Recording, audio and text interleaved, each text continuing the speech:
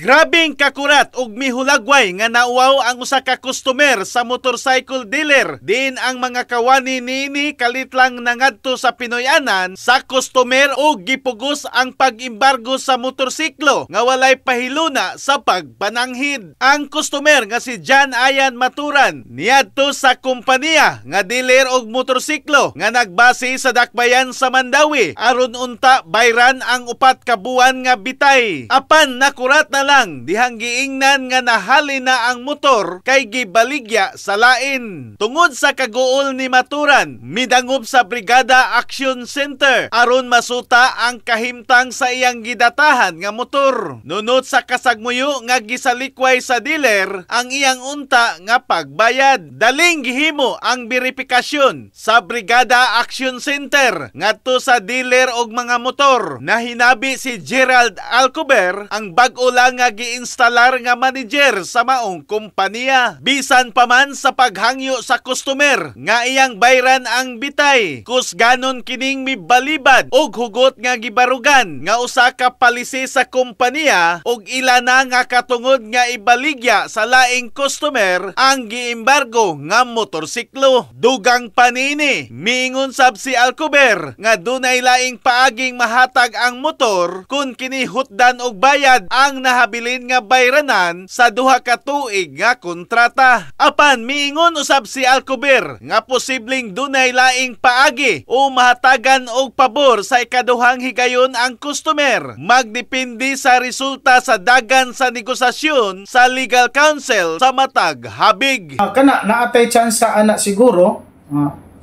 mana sa akong gingon nga adto na sa tong top management sa atong mga dagko nga labaw pa nako.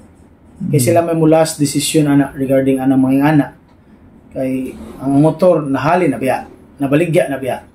Pero if ever og unsa man ilang masabutan, akong paningkamutan og hangyo ang katong nakapalit sa motor nga among gipa repossess na. Nga pinugos nga mamamaagi kay harason na ninyo, di na pwede.